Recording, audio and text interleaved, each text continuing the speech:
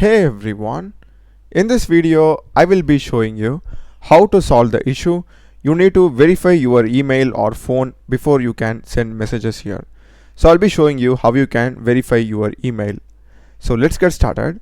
So first thing, just come out of your chat in Discord, and to the bottom you are having that U icon. Click that and we'll be taken to our profile, and on the rightmost top click on settings icon and click on account. And here, as you can see, please check your email to verify your account and keep your current username. Just select verify. So it says verify your email. Please check your email and follow the instructions to verify your account.